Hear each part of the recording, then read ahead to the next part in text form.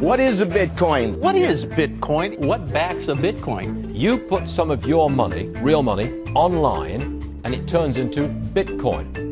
I don't even know why we call them coins, except that they call it coins in the name. I think Bitcoin has turned into a massive multiplayer online game where speculators are trying to out-speculate each other. Is it a means of exchange or an asset class? I see you taking my real dollars, and then you give me virtual money in return.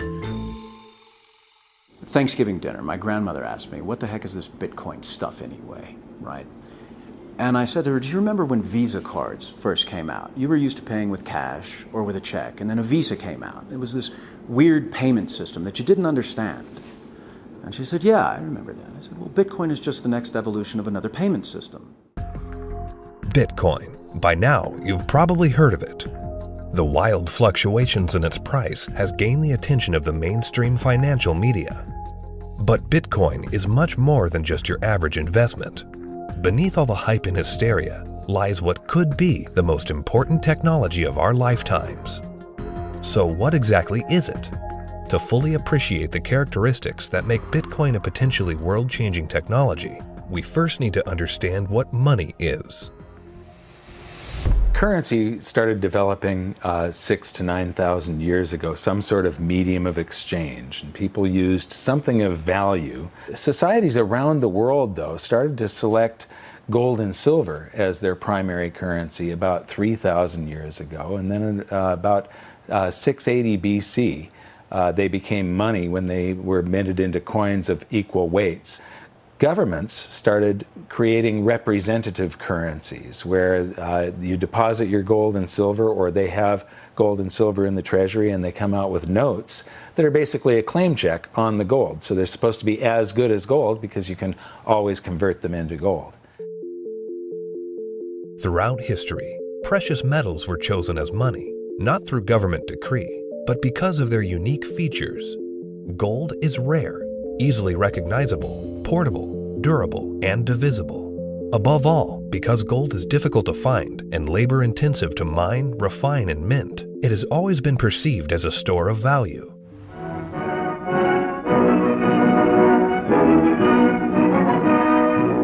At Bretton Woods, New Hampshire, delegates from 44 allied and associate countries arrived for the opening of the United Nations Monetary and Financial Conference.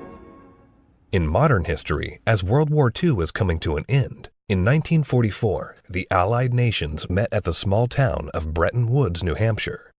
Here, they drafted a new financial system, which would stabilize the world's financial system once the war ended. With the United States poised to enter a golden age of prosperity, the U.S. dollar was chosen to be the world's reserve currency. The Bretton Woods system was created after the Second World War at the Bretton Woods Conference in New Hampshire.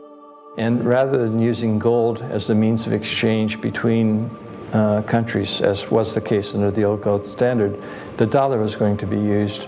The dollar was chosen because back then it was as good as gold. Under this new system, the countries of the world would tie their currencies at a fixed rate to the U.S. dollar. And because most of the world's gold was held in U.S. vaults, the U.S. dollar would be backed by gold at a fixed price of $35 per ounce. This created a system where the currencies of the world were effectively backed by gold through the U.S. dollar. I have directed Secretary Connally to suspend temporarily the convertibility of the dollar into gold or other reserve assets.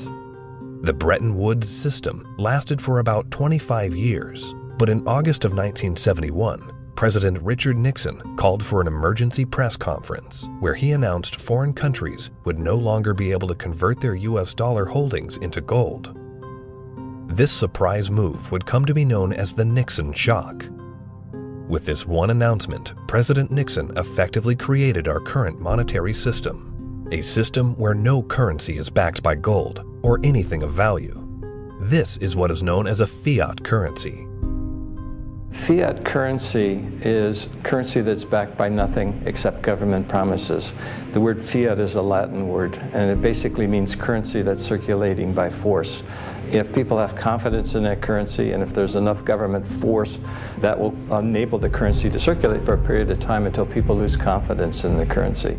Money is a medium of exchange, and the way it has evolved is that it's always something of intrinsic value until the modern age, when the politicians say, well, we don't need anything of intrinsic value anymore. All we need is political decree. We can say this is money, this piece of paper is money. Now money has a new characteristic. But underneath it all, there's this same concept in place that nobody ever seems to challenge, and that is that governments have a right to declare something of no value to be money, and you must accept it. That's really the problem, and it's still the problem today.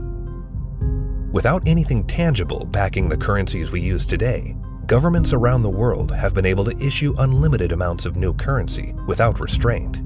And with the advent of the digital age, currencies around the world are now digits in a global banking database. So what is Bitcoin? Well, simply put, it's a digital currency.